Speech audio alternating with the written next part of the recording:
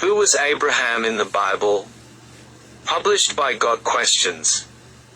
Answer. Aside from Moses, no Old Testament character is mentioned more in the New Testament than Abraham.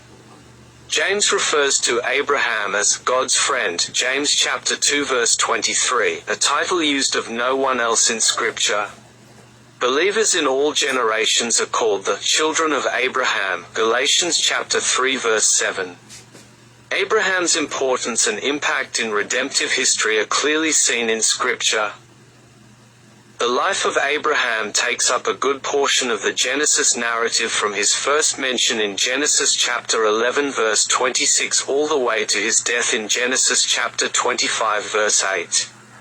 Although we know much about Abraham's life, we know little about his birth and early life.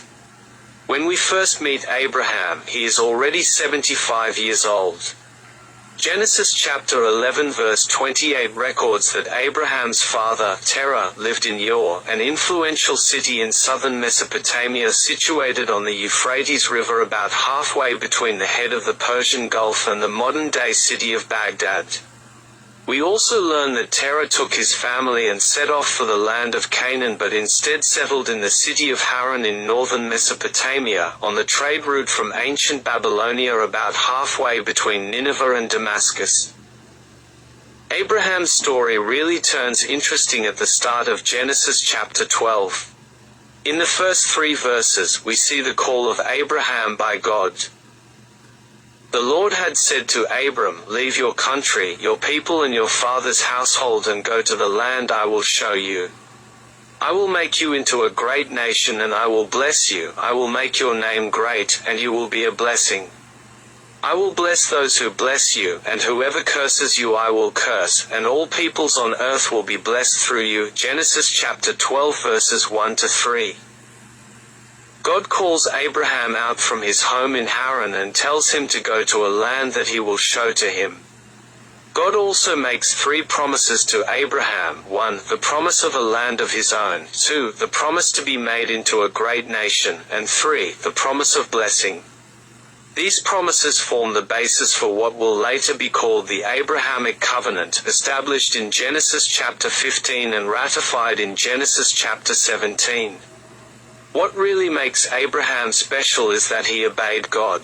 Genesis chapter 12 verse 4 records that, after God called Abraham, he went, as the Lord had told him. The author of Hebrews uses Abraham as an example of faith several times, and refers specifically to this impressive act. By faith Abraham, when called to go to a place he would later receive as his inheritance, obeyed and went, even though he did not know where he was going. Hebrews chapter 11 verse 8. How many of us would leave behind everything that is familiar to us and just go without knowing our destination? The concept of family meant everything to a person living in the time of Abraham. In that time, family units were strongly knit. It was unusual for family members to live hundreds of miles apart from each other. In addition, we're not told anything about the religious life of Abraham and his family prior to his calling. The people of Ur and Haran worshipped the ancient Babylonian pantheon of gods, in particular the moon god, Sin, so God called Abraham out of a pagan culture. Abraham knew and recognized the call of Yahweh, the Lord, and obeyed willingly, not hesitantly. Another example of Abraham's life of faith is seen in the birth of his son, Isaac. Abraham and Sarah were childless, a real source of shame in that culture, yet God promised that Abraham would have a son. Genesis chapter 15 verse 4. This son would be the heir of Abraham's vast fortune with which God blessed him, and, more importantly, he would be the heir of promise and the continuation of the godly line of Seth. Abraham believed the promise of God, and that faith is credited to him as righteousness. Genesis chapter 15 verse 6. God reiterates his promise to Abraham in Genesis chapter 17, and his faith is rewarded in Genesis chapter 21 with the birth of Isaac. Abraham's faith would be tested regarding his son, Isaac. In Genesis chapter 22, God commands Abraham to sacrifice Isaac on the top of Mount Moriah. We don't know how Abraham reacted internally to this command. All we see is Abraham faithfully obeying the God who was his shield, Genesis chapter 15 verse 1, and who had been extraordinarily gracious and good to him up to this point. As with the earlier command to leave his home and family, Abraham obeyed, Genesis chapter 22 verse 3. We know the story ends with God holding back Abraham from sacrificing Isaac, but imagine how Abraham must have felt. He had been waiting decades for a son of his own, and the God who promised this child to him was about to take him away. The point is that Abraham's faith in God was greater than his love for his son, and he trusted that even if he sacrificed Isaac, God was able to bring him back from the dead. Hebrews chapter 11 verses 17 to 19. To be sure, Abraham had his moments of failure and sin, as we all do, and the Bible doesn't shrink from relating them. We know of at least 2 occasions in which Abraham lied regarding his relationship to Sarah in order to protect himself in potentially hostile lands, Genesis chapter 12 verses 10 to 20, 20 to 1-18. In both these incidents, God protects and blesses Abraham despite his lack of faith. We also know that the frustration of not having a child wore on Abraham and Sarah.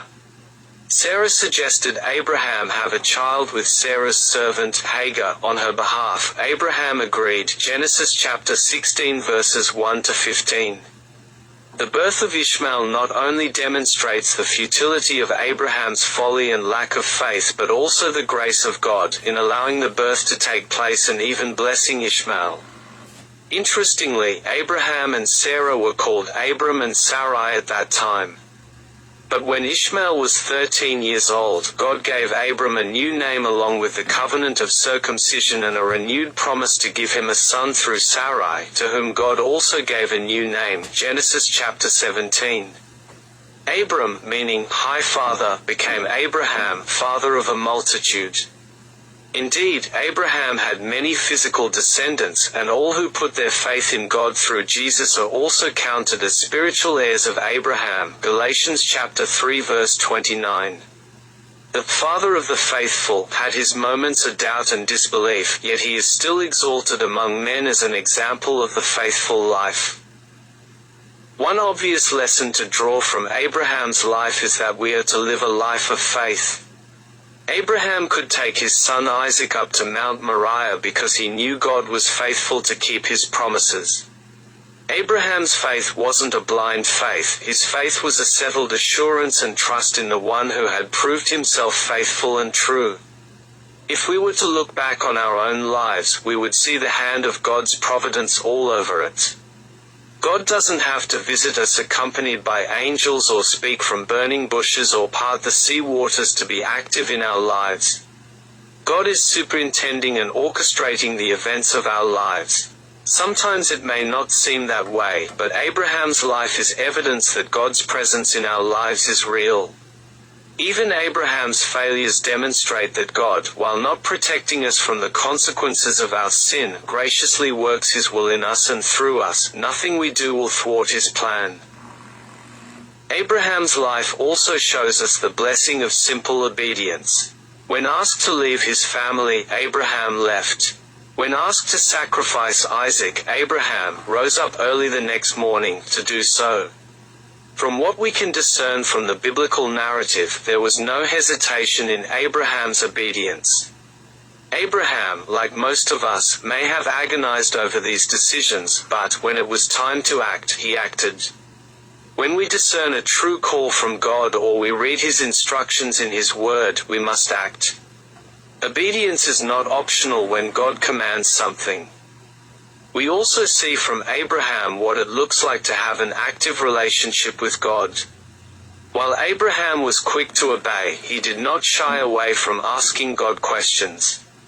Abraham believed that God would give him and Sarah a son, but did wonder at how it could be. Genesis chapter 17 verses 17 to 23.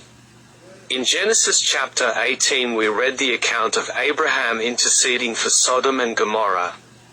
Abraham affirmed that God was holy and just and could not fathom Him destroying the righteous with sinners.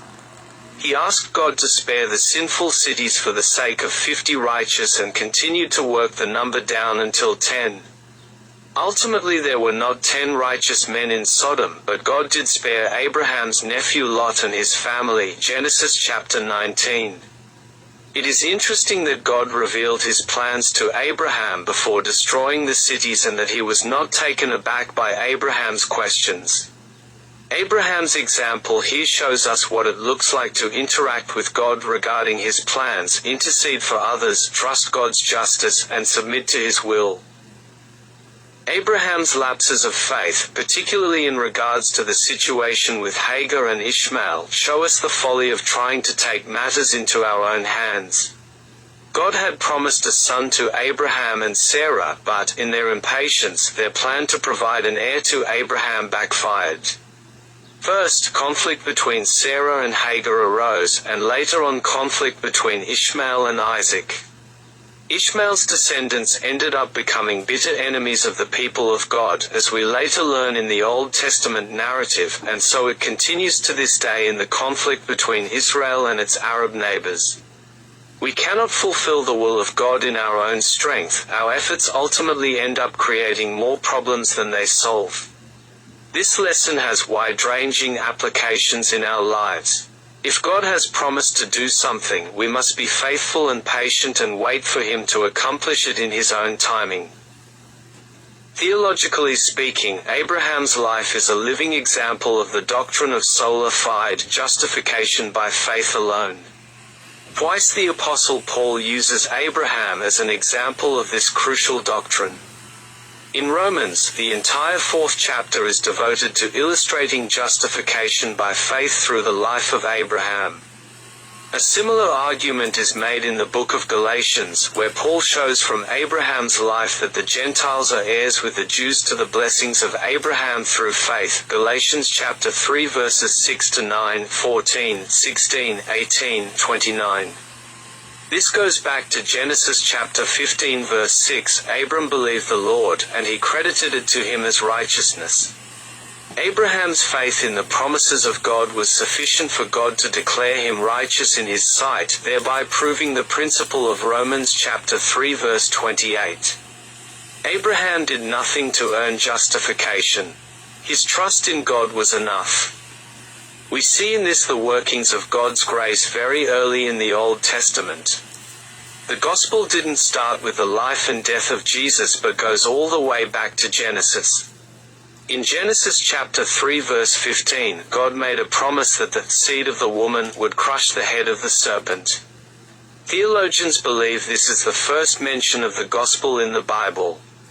The rest of the Old Testament chronicles the outworking of the gospel of God's grace through the line of promise beginning with Seth. Genesis chapter 4 verse 26. The calling of Abraham was just another piece in the story of redemption.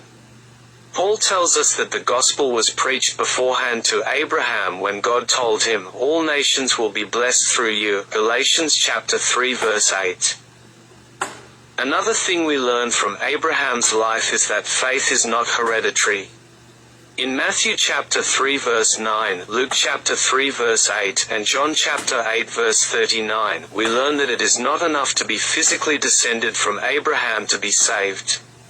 The application for us is that it is not enough to be raised in a Christian home. We do not enter into fellowship with God or gain entry into heaven based on someone else's faith. God is not obligated to save us simply because we have an impeccable Christian pedigree. Paul uses Abraham to illustrate this in Romans chapter 9, where he says not all who descended from Abraham were elected unto salvation. Romans chapter 9 verse 7.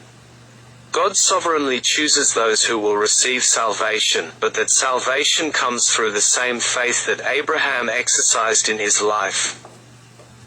Finally, we see that James uses the life of Abraham as an illustration that faith without works is dead. James chapter 2 verse 21.